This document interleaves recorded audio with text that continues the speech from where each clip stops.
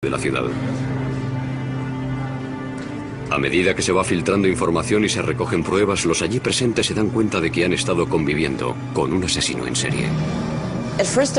Al principio, nadie se lo podía creer, ni los agentes de policía, ni los vecinos del barrio que estaban allí. Los crímenes de Jeffrey Dahmer aterrorizaron y al mismo tiempo intrigaron al mundo entero. Enseguida se convirtió en uno de los asesinos más famosos de la historia.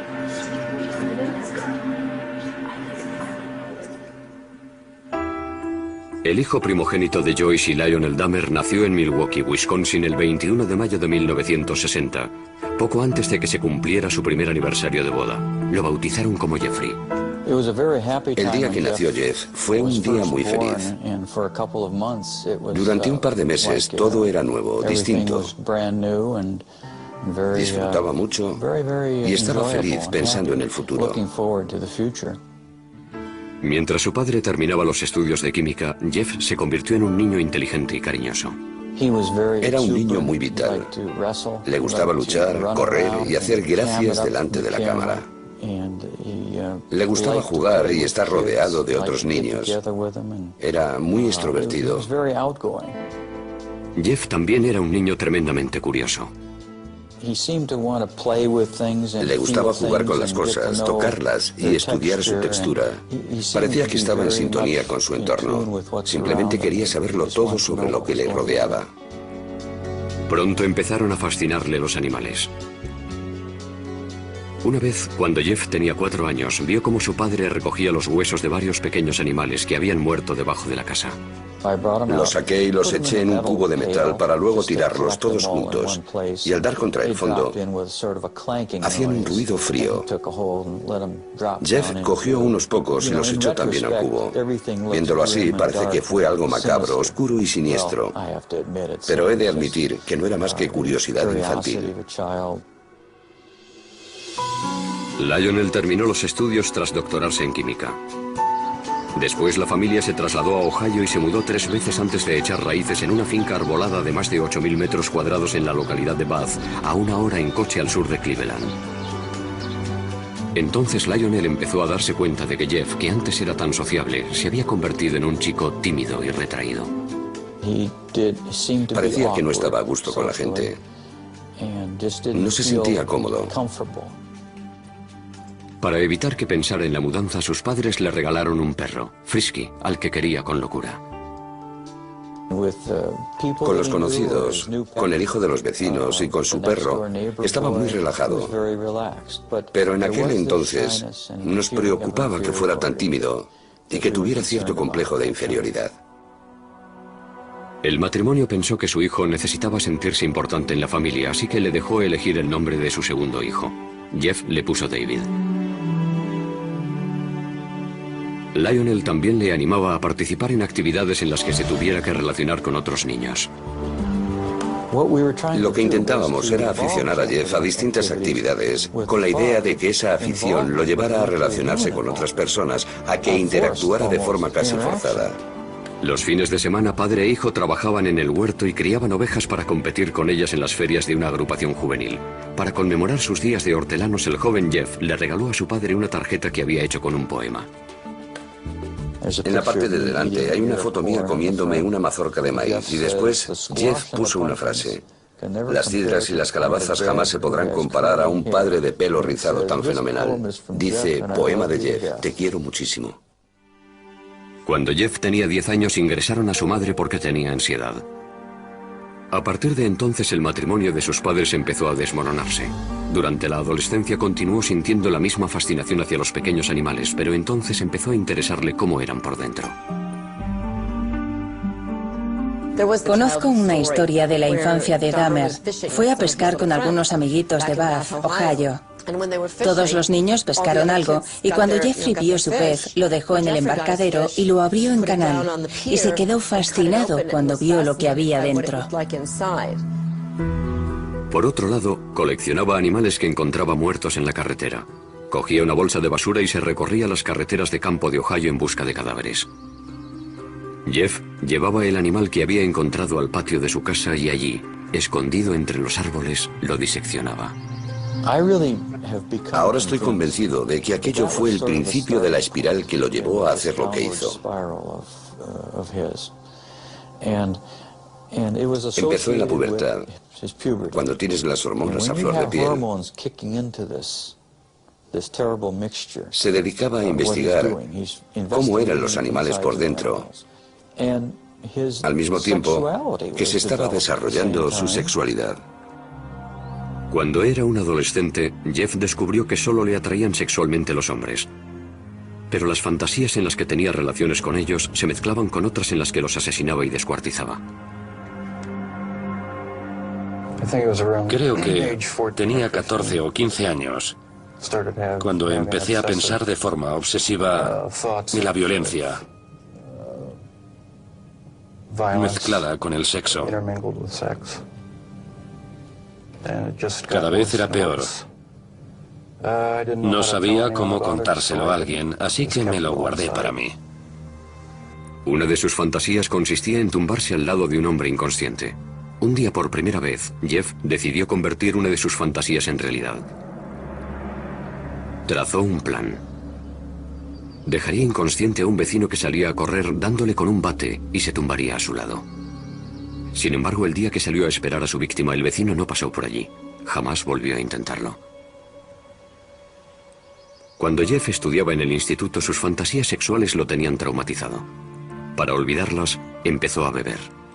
Por la mañana, de camino a clase, paraba en casa de un amigo y se llenaba un vaso de algún licor. Recuerdo que me sentaba a su lado a primera hora. Creo que era la clase de historia. Y llevaba un vaso desechable lleno de whisky escocés. Me acuerdo que le pregunté, Jeff, ¿qué es eso? Echó la cabeza para atrás, se lo bebió de un trago y me dijo, un medicamento. Sin embargo, estaba claro que se estaba emborrachando a las 8 de la mañana. Mientras, en casa, el matrimonio de sus padres se desmoronaba. Cuando las discusiones subían de tono, se escondía entre los árboles del patio y les daba los troncos con algún palo. Salía de mi casa y me iba al bosque. Allí refunfuñaba y me lamentaba. No entendía por qué su relación era tan mala. Era un joven distante con pocas aficiones y ningún buen amigo, pero aún conservaba el sentido del humor. La mayoría de las veces se reía de sí mismo. Se ganó la reputación de payaso de la clase. En el instituto, cuando alguien se comportaba de forma rara o inesperada, decían que había hecho un Dahmer.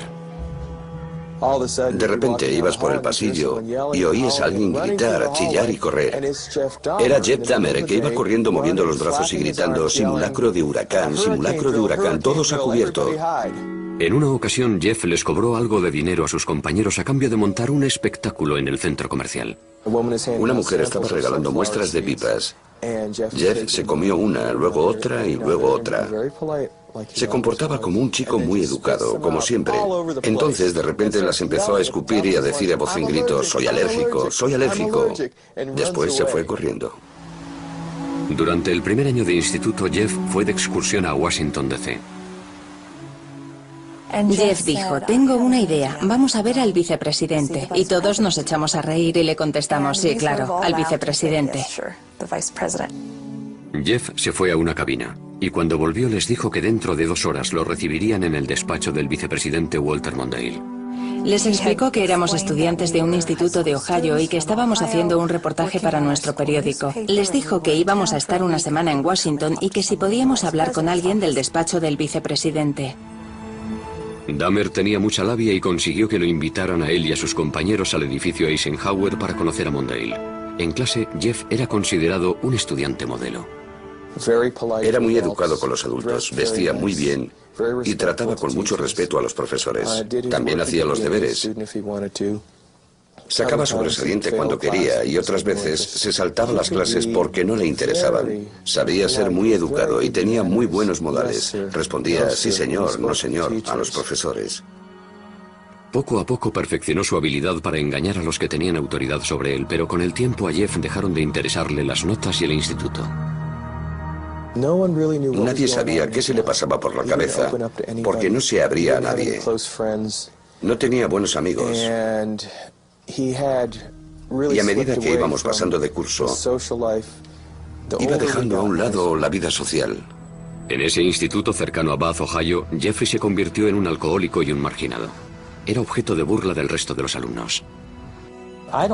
Creo que no conectaba con nadie, que no tenía ningún amigo de verdad. Si no tienes ningún amigo, acabas guardándote muchas cosas y desarrollando muchas fantasías.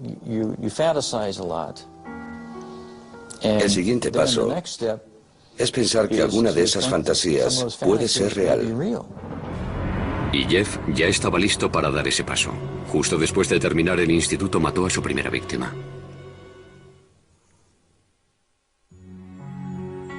El verano de 1978 empezó para Jeffrey Dahmer con la ceremonia de graduación del instituto. A partir de ahí fue de mal en peor. Sus padres, tras años de terribles discusiones, se divorciaron. El padre de Jeffrey, Lionel, se marchó a vivir a un motel cercano a la casa familiar. Sin que Lionel lo supiera, la madre de Jeff cogió a David, su hijo menor, y se trasladó a Wisconsin. Jeffrey se quedó solo en casa intentando superar la ruptura de sus padres. A Jeff le hizo mucho daño que sus padres se divorciaran. No quería que sus compañeros de clase se enteraran, porque le daba vergüenza. Jeffrey Dahmer tenía 18 años, y como la mayoría de los adolescentes tenía fantasías sexuales. El problema era que en sus fantasías Jeffrey mataba a su amante. Estaba solo en una casa aislada, así que ahora tenía la oportunidad de llevar a cabo esas fantasías. Varias semanas después de la graduación, Jeffrey recogió a un autoestopista que se encontró en la carretera, Stephen Hicks, de 19 años. Ojalá hubiera seguido mi camino, pero no lo hice. Me di la vuelta y lo recogí. Y entonces, la pesadilla se convirtió en realidad. Jeffrey invitó a Hicks a su casa. Bebieron cerveza y pasaron un par de horas juntos. Después, Hicks le dijo que tenía que irse, pero Jeffrey no quería estar solo. No quería que se marchara, así que cogió lo que encontró más a mano, una barra de pesas, le dio en la cabeza y lo mató. Dahmer estranguló a Hicks con la barra. A continuación, con la lucidez suficiente para darse cuenta de que había cometido un asesinato, se puso a ocultar las pruebas. Descuartizó el cuerpo de Hicks con un cuchillo. Había practicado muchas veces con los animales atropellados que recogía. Metió los trozos en bolsas de basura y en mitad de la noche las cargó en el coche para llevarlas al basurero. De camino lo detuvo la policía por pisar la línea continua. Los agentes le preguntaron a Jeff qué llevaba en las bolsas y a dónde iba tan tarde. Jeff estaba atrapado. Sin embargo, había preparado una mentira.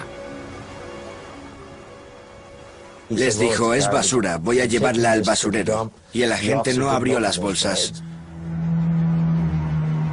Les dijo que había mucha tensión en su casa y que se le había ocurrido que yendo al basurero se olvidaría un poco de todo. La policía le puso una multa y le dejó marchar. Jeff volvió a casa atormentado por la culpa. Guardó los huesos de Stephen Hicks bajo la casa durante 2 semanas. Después los machacó con un mazo.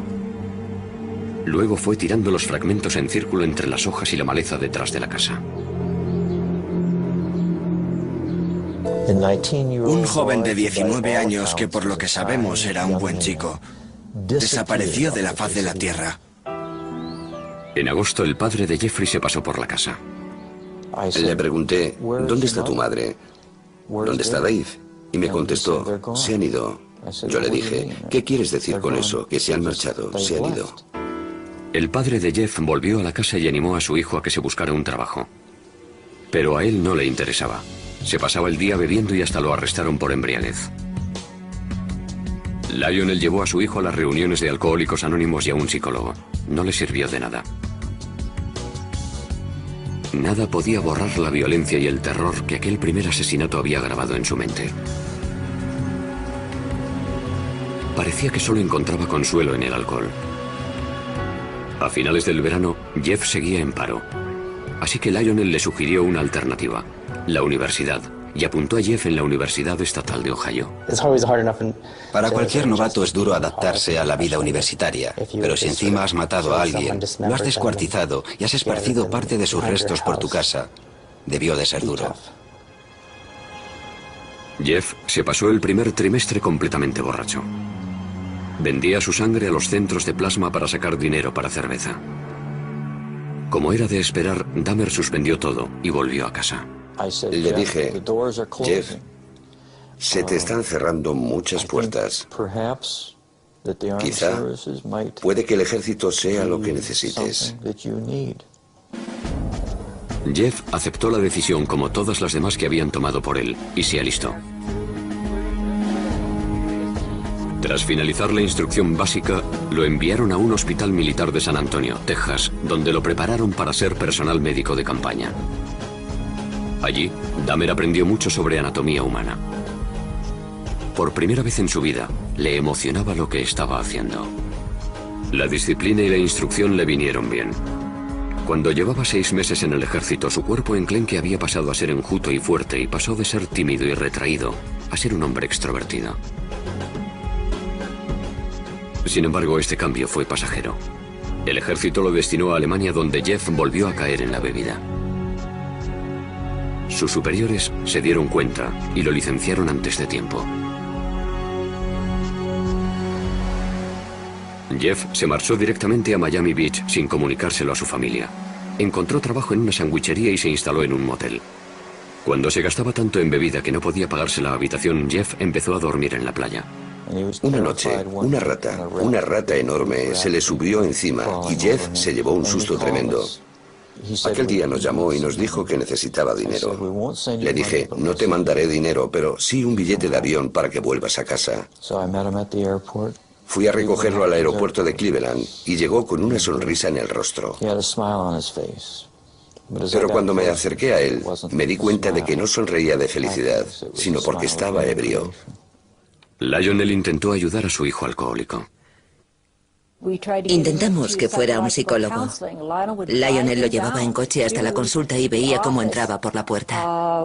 Tiempo después, Jeff nos dijo que cuando Lionel se marchaba salía por la puerta de atrás y se daba una vuelta por el centro.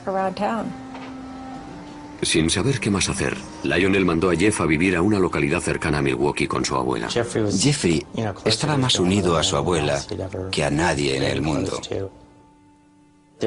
Pasó por un periodo de estabilidad cuando se fue a vivir a su casa.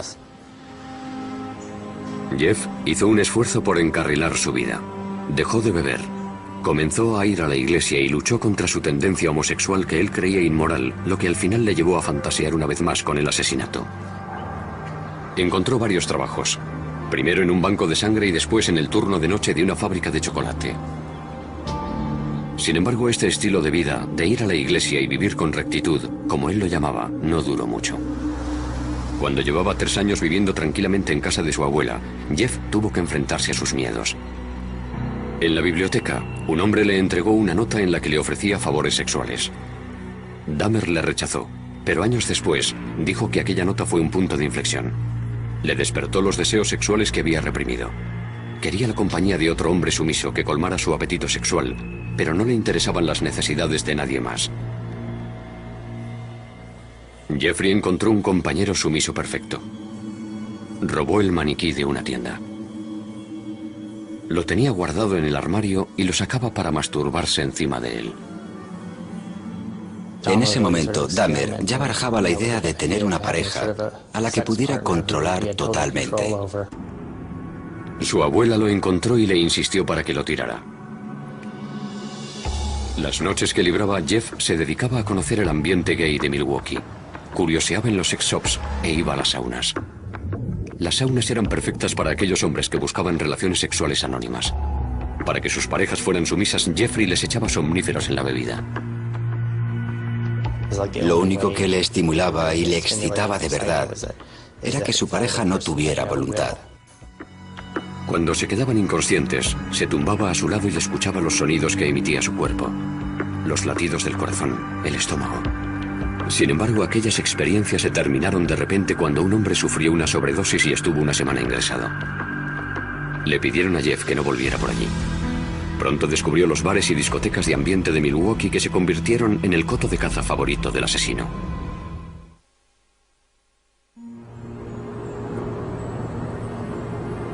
A los 20 y tantos años, Jeff estaba afincado en Milwaukee. Vivía en casa de su abuela y era asiduo de los locales de ambiente de la ciudad. Nadie sospechaba que este joven solitario y guapo con cara de niño iba a convertirse en un asesino en serie. Dahmer encajaba en cualquier grupo. Nadie podía decir, debe de ser un loco, ni tiene que ser un asesino. Por eso tenía tanto éxito. No era un tipo repulsivo. Y menos aún en los clubs de ambiente de Milwaukee. Era considerado un tío bueno en la comunidad gay. La gente lo encontraba atractivo. Muchas personas nos dijeron que era la clase de chico al que quieres cuidar y mimar. Sin embargo, Dahmer tenía un gusto muy concreto para los hombres. Los elegía por su cuerpo. Le gustaban los hombres altos, musculosos y delgados. No le importaba que fueran negros, blancos, amarillos, indios o mulatos. Si le parecían atractivos, intentaba ligárselos. En noviembre de 1987, Dahmer conoció a Steve Tuomi, un joven de 25 años en un club del centro llamado 219. Después de tomar unas copas se fueron a pasar la noche al Hotel Ambassador, que estaba muy cerca. Dahmer usó un viejo truco para que Tuomi entrara en ese estado de sumisión que tanto anhelaba. Le eché unos cuantos somníferos en la bebida para dejarlo inconsciente. Solo quería pasar la noche con él. Cuando me desperté por la mañana, tenía los antebrazos llenos de cardenales y él tenía el pecho morado y le salía sangre de la boca. Estaba colgando por un lado de la cama. No recuerdo haberlo matado a golpes, pero debí de hacerlo. Dahmer no se asustó. Salió y se compró la maleta más grande que encontró. Volvió al hotel, metió el cuerpo de Tuomi en la maleta y llamó a un taxi. Bajó la enorme maleta y cuando el taxista la cogió dijo, debe de llevar usted un muerto aquí dentro. Y así era. Dahmer volvió a casa de su abuela y descuartizó a Tuomi en el sótano. A partir de entonces di rienda suelta a mi obsesión.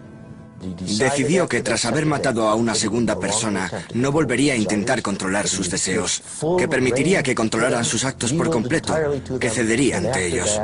Después de aquello dedicó su vida a complacer ese deseo sexual tan grande. Dahmer volvió a los clubs con la intención de asesinar y descuartizar a los hombres que conquistara. En la parada de autobús que hay junto al 219 conoció a James Dockstator, un joven de 14 años. Jeff le ofreció $50 por pasar la noche con él y el adolescente aceptó. No le hacía falta secuestrar a nadie ni retenerlo contra su voluntad. Jeffrey Dahmer, al igual que muchos asesinos en serie, era encantador. La pareja cogió el autobús y fue a casa de la abuela de Dahmer. Mientras ella dormía, tuvieron relaciones sexuales orales. Después, Jeff drogó y estranguló a su acompañante. Afirmaba que de ninguna de las maneras pretendía hacer daño a nadie, por raro que parezca. Estrangulaba a todas sus víctimas porque le parecía la forma más humana de matarlos. Con Dockstator, Dahmer exploró sus más oscuras fantasías. Escondió el cadáver en el sótano durante una semana y tuvo relaciones sexuales con él. La mayoría de los asesinos en serie son desviados sexuales. El caso de Dahmer es distinto, porque era un auténtico necrófilo. Quería tener relaciones con personas inconscientes o muertas. Cuando James Dockstator empezó a descomponerse, Dahmer lo descuartizó en el sótano cerca de un sumidero que había en el suelo. 2 meses después, Dahmer conoció a Richard Guerrero, de 22 años, en un bar de Milwaukee. Siguiendo la misma rutina que en ocasiones anteriores, lo drogó y lo estranguló. Pasó unas cuantas horas con el cadáver antes de descuartizarlo y meter los restos del cuerpo en bolsas de basura para que lo recogiera el camión municipal de la basura. La abuela de Jeffrey empezó a preocuparse porque su nieto salía hasta altas horas de la madrugada y tenía un maniquí en la habitación, y porque notaba olores muy extraños en el sótano. Debe de ser perturbador vivir con alguien que piensas que te quiere y que en secreto se dedica a asesinar y descuartizar a hombres en el sótano de su casa. En el verano de 1988 le pidió que se buscara otro sitio donde vivir. Jeffrey alquiló un piso en un barrio del oeste de Milwaukee y aceleró su descenso a los infiernos. Un día se acercó a un niño de 13 años y lo convenció para que fuera a su casa.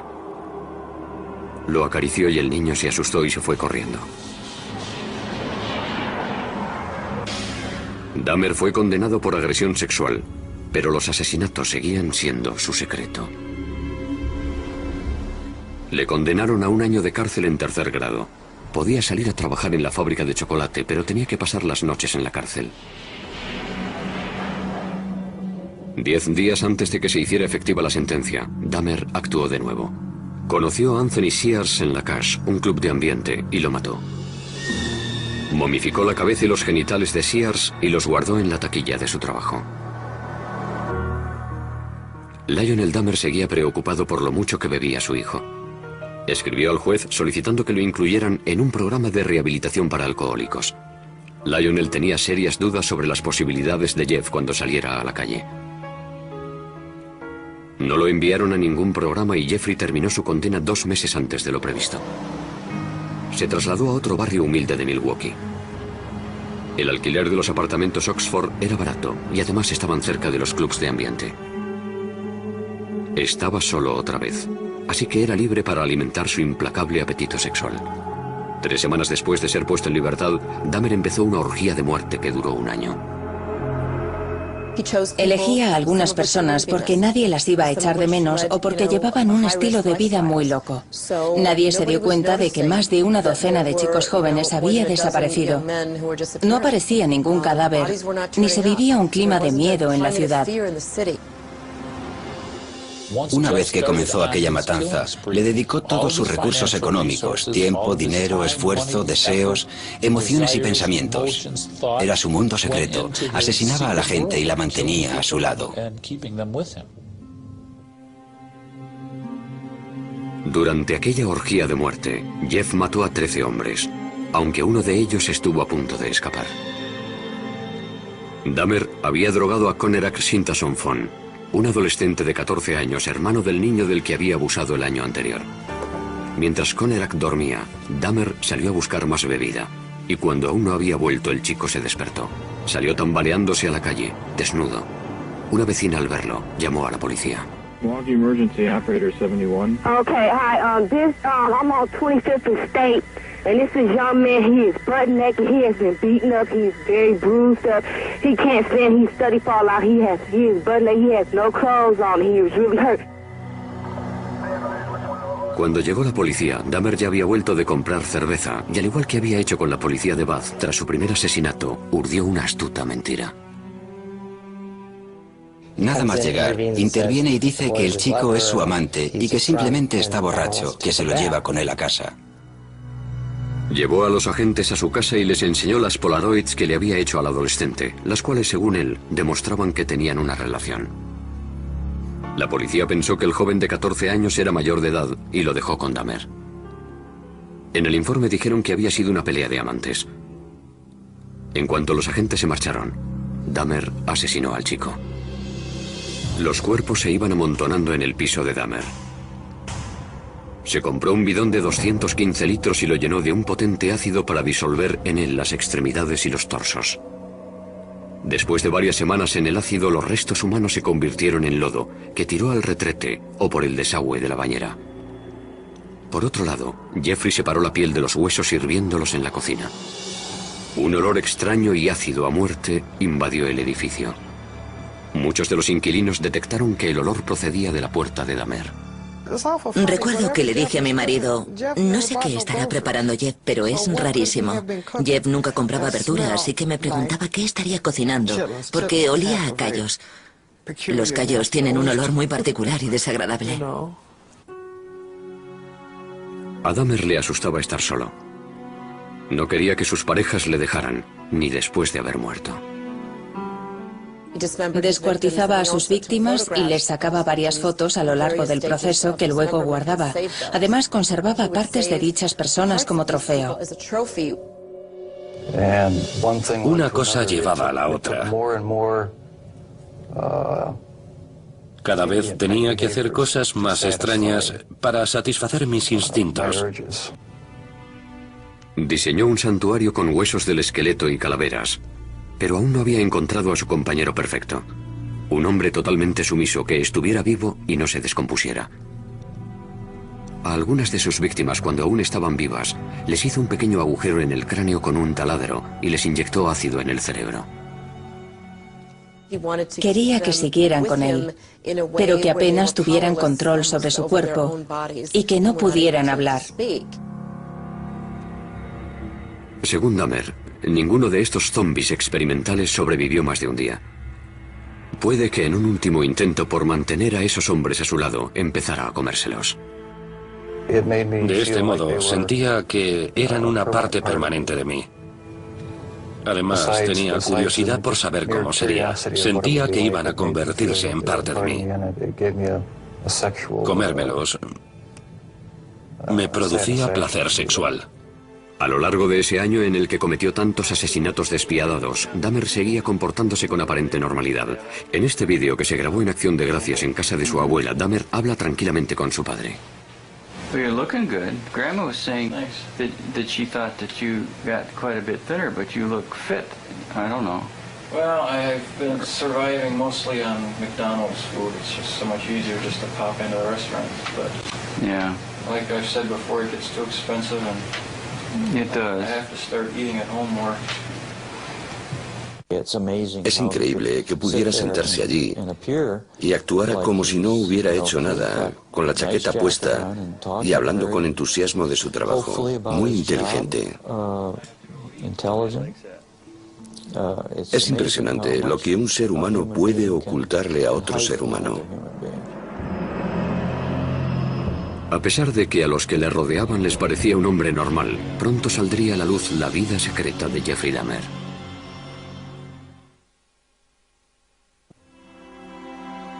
En julio de 1991, la ciudad de Milwaukee descubrió entre sus vecinos a un asesino en serie, el joven de 31 años, Jeffrey Dahmer. Un hombre, Tracy Edwards, logró escapar de los horrores del piso de Dahmer y parar a una patrulla que pasaba por allí. Cuando los agentes entraron en el piso, encontraron 83 polaroids de cadáveres en distintas etapas del proceso de descuartizado. En la cocina, descubrirían cosas aún más impactantes. Cuando los agentes entraron a su casa aquella noche, encontraron la cabeza de una de las víctimas en el frigorífico. También encontraron restos de cadáveres que Jeff había guardado en un congelador. Uno de los agentes abrió el congelador y oyó un grito. Más tarde se dio cuenta de que había sido él el que había gritado. Las cámaras de televisión grababan mientras sacaban lo que quedaba de las víctimas. Un bidón de 215 litros que contenía los torsos de 3 hombres. Un congelador con extremidades y carne, y ollas de metal con manos y genitales momificados. Lo que vimos aquella noche fue horrible. Nadie se podía creer que, en primer lugar, hubiera guardado todo aquello y, en segundo lugar, cómo pudo hacerlo sin que nadie se enterara. ¿Cómo era posible que nadie supiera qué estaba pasando exactamente? Esta vez, no había mentira que pudiera librar a Dahmer de la justicia. Andaba como si se sintiera derrotado. Iba con los hombros caídos y la cabeza agachada. Sudaba muchísimo y emitía una especie de débil quejido, similar al llanto de un bebé. En comisaría, la policía procedió a realizar un interrogatorio maratoniano al supuesto asesino. Al principio, Dahmer culpó a la bebida y dijo que no le habrían pillado si no hubiera estado tan borracho. Estaba claro que tenía miedo. Tenía ojos de terror y la histeria se iba percibiendo en su rostro a medida que se le iban pasando los efectos del alcohol. Se dio cuenta de que había caído el telón. Lo habían cogido. Cuando Dahmer recuperó la sobriedad, empezó a dar horripilantes detalles que nadie se esperaba oír. Dijo lo siguiente: cuando le cuente lo que le voy a contar se va a hacer famoso. Le intenté explicar: mira, Jeff, nada de lo que me digas me va a asustar. Y se rió al oírme. Me contestó: no tienes ni idea, no tienes ni idea de lo que he hecho. Dahmer pasó las siguientes 6 semanas contándoles a los inspectores cómo había asesinado a 17 hombres. La confesión tenía 159 páginas. Para Dahmer fue una experiencia catártica. Por fin pudo sacarse de dentro lo que llevaba escondiendo 13 años. Partiendo de la información de la confesión, los investigadores regresaron a Bath, la ciudad de Ohio donde Dahmer había pasado su infancia. Allí recogieron con un rastrillo los huesos machacados de Stephen Hicks, la primera víctima de Dahmer. El forense del condado de Milwaukee comenzó a unir las cabezas a los cuerpos. Y la policía, la penosa tarea de dar la noticia a las familias. Dahmer se declaró culpable, pero adujo locura. Lo único que tuvo que decidir el jurado fue si estaba cuerdo o no. Era evidente que la defensa iba a alegar locura. ¿Qué iban a alegar si no? ¿Defensa propia? ¿Que no sabían cómo habían llegado los cuerpos hasta su casa? En Wisconsin no se aplica la pena de muerte, así que si el jurado decidía que estaba cuerdo, pasaría el resto de su vida en la cárcel. Si decidía que estaba loco, lo encerrarían en una institución para enfermos mentales. Ni siquiera el propio Dahmer comprendía por qué disfrutaba tanto matando. Jeffrey pensaba que era tan malo que era el propio demonio. Sabía que le sucedía algo malo, aunque no sabía qué. Sin embargo, nunca se había definido como un loco. El hombre que entró en la sala de aquel juzgado de Milwaukee en enero de 1992 parecía completamente normal. Hasta que el inspector Dennis Murphy leyó su confesión. He related this was a person he really liked. He indicated that he had filleted his heart and kept it in the freezer, and he also kept his bicep. He indicated that he had eaten the thigh muscle of this subject, but it was so tough he could hardly chew it. He then purchased a meat tenderizer and used it on the bicep. El padre de Dahmer, Lionel, estaba sentado en la sala al lado de su segunda esposa, Shari, sin poder dar crédito a lo que estaba oyendo. Nadie nos preparó para el golpe, ni nos advirtió de los detalles que íbamos a escuchar. ¿Cómo era posible? ¿Cómo era posible que no me hubiera enterado de nada? A pesar de lo horrendos que eran los crímenes de Dahmer, el país estaba fascinado. Fue increíble la fascinación que despertó. Recuerdo que un sábado me quedé impresionada porque allí al lado se celebraba también la feria del automóvil y había familias enteras que cogían la bolsa que les daban en la feria y hacían cola para pasar por los detectores de metal. Querían entrar a ver al asesino en serie. La naturaleza de los delitos que había cometido Dahmer parecía una prueba irrefutable de su locura. Como si no se podía explicar que un hombre tuviera relaciones sexuales con cadáveres, que los descuartizara y se los comiera, y todo para obtener placer sexual. Sin embargo, la definición legal de locura es muy estricta. Los abogados de Dahmer tenían que demostrar dos cosas: que padecía una enfermedad mental y que dicha enfermedad le impedía diferenciar el bien del mal. La necrofilia, una obsesión que te obliga a tener relaciones con cadáveres, se considera una disfunción sexual. Pero no quiere decir que el sujeto que la padece esté legalmente loco. Adujo que el impulso necrofílico era tan grande que no podía controlarlo. Pero en Estados Unidos eso no se considera un eximente, del mismo modo que no lo es el impulso pedófilo que lleva a un hombre a abusar de los niños. El jurado votó, 10 contra 2, que Jeffrey Dahmer estaba legalmente cuerdo. Algunos parientes de las víctimas de Dahmer asistían al juicio en silencio. Otros lloraban. Antes de dictar sentencia, el juez les permitió hablar ante el tribunal.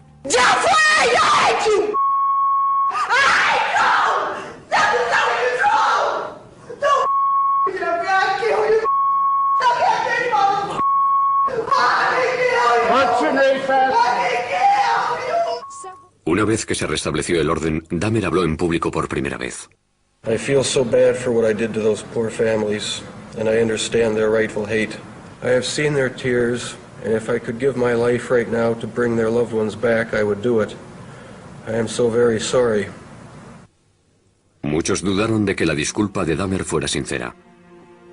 Se preguntaban si un hombre que había matado con tanta frialdad tenía conciencia o era capaz de sentir remordimientos.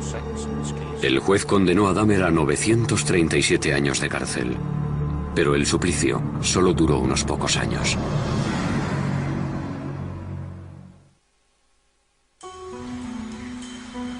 El penal Columbia, situado en Portage, Wisconsin, se convirtió en el nuevo hogar de Jeffrey Dahmer. Su piso de los apartamentos Oxford seguía vacío como doloroso recuerdo de los que habían perdido allí la vida. En noviembre de 1992 los demolieron. Dahmer tenía 32 años y dedicaba sus días de recluso a meditar en la celda. Intentaba superar los remordimientos que le producía tener instintos asesinos y buscaba el perdón divino. De niño iba a la iglesia, y también de adulto, junto a su abuela, pero durante la orgía de muerte se olvidó de la religión. Dahmer achacó su naturaleza de asesino a sus creencias ateas. y a la teoría de la evolución. Dijo, si todo es obra de la naturaleza, ¿para qué sirve Dios? ¿Puedo establecer mis propias reglas? ¿Quién es mi Señor? Yo soy mi propio dueño. Sin embargo, Jeffrey vivía en una contradicción porque siempre creyó que la culpa de todo era del diablo, que se había apoderado de su alma.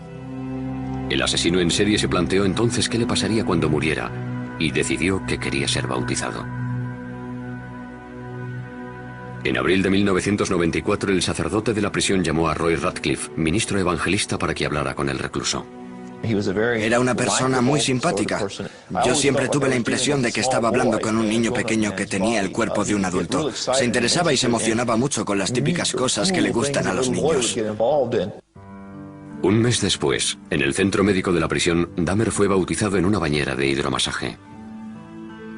Por el camino pasó al lado de otros reclusos que iban con fregonas, escobas y otros artículos de limpieza. Levantaron la vista y al único que reconocieron fue a Jeff, así que le dijeron como si fueran grandes amigos: «Hola, JD, ¿cómo te va?». Y él contestó: «Me van a bautizar, estoy muy contento». Parecía que Dahmer se estaba transformando en la cárcel. Me preguntaba cosas, me decía, oye, ¿qué tal esto? ¿Qué tal lo otro? Se interesaba y se preocupaba por nosotros. Intentaba ser normal. Se estaba rehumanizando. Sin embargo, Dahmer seguía teniendo oscuras y obsesivas fantasías. En la cárcel admitió que ese instinto seguía dentro de él. Aún sentía el impulso de matar, aún deseaba matar, incluso dentro de la prisión. Seguramente tendré que convivir con él el resto de mi vida. Ojalá se me pasara. Ojalá hubiera una manera de librarme para siempre de estos pensamientos y estas sensaciones. Teresa Smith fue a visitar a Dahmer a la cárcel. Había matado a su hermano Eddie. Lo primero que hizo cuando llegó fue pedirme disculpas por haber matado a mi hermano. Le pregunté, ¿por qué a mi hermano? Me dijo que había visto cómo bailaba Eddie y le había gustado físicamente. Me dijo, me sentía atraído por él. Me contó que lo había estrangulado. Después intentó buscar un método nuevo para conservar el cráneo y el cuerpo. Pero el experimento no funcionó. Así que tuvo que destruirlo. Durante toda su vida adulta, Dahmer había sido un depredador, pero en la cárcel se convirtió en la presa. Ahora el famoso asesino en serie era el objetivo de los otros reclusos. En agosto de 1994 lo atacaron en la capilla de la cárcel con un rudimentario cuchillo. Esa vez sobrevivió. Pero el 28 de noviembre de 1994, Christopher Schaefer, que se apodaba a sí mismo Cristo, golpeó a Dahmer con una barra de metal que cogió del gimnasio de la prisión. Murió de camino al hospital. Yo creo que a nadie le sorprendió que lo asesinaran en la cárcel. Creo que estaba claro que sería el blanco de sus compañeros en cuanto entrara en la cárcel. Una de sus últimas voluntades era que lo incineraran y que entregaran la mitad de sus cenizas a su padre y la otra mitad a su madre. En su testamento escribió: no quiero una placa, ni quiero una tumba, ni un funeral. No quiero nada. Decía, quiero desaparecer. En 1996, el ayuntamiento de Milwaukee recaudó casi $500,000 para comprar la siniestra colección de fotografías y herramientas de Dahmer. Temían que aquellos artículos se usaran para crear un museo sobre el asesino, así que lo quemaron todo. A pesar de que apenas quedan pruebas físicas de lo que hizo, la vida y los crímenes de Jeffrey Dahmer se han convertido en leyenda. De alguna forma, Dahmer ha pasado a formar parte de la cultura popular. Se le compara con nombres como Jack el Destripador. Creo que la gente siempre lo tendrá en mente. Siempre lo tendrá, por así decirlo, en el panteón de los asesinos más terroríficos.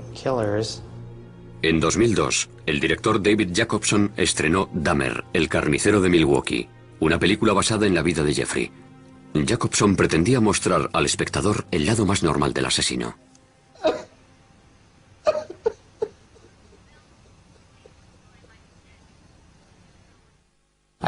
Quería mostrar su lado humano, lo que todos llevamos en nuestro interior. Quería acercarlo a todos nosotros, lo cual puede incomodarnos, pero creo que es muy interesante que el público vea la historia desde ese punto de vista. Los crímenes de Jeffrey Dahmer impactaron al mundo, pero los motivos que le llevaron a cometerlos es lo que continúa fascinándonos. Es un misterio entre los misterios. Un misterio que nunca se resolverá. Aunque siguiera vivo, no creo que fuera posible averiguar qué sentía. Solo tendríamos hipótesis.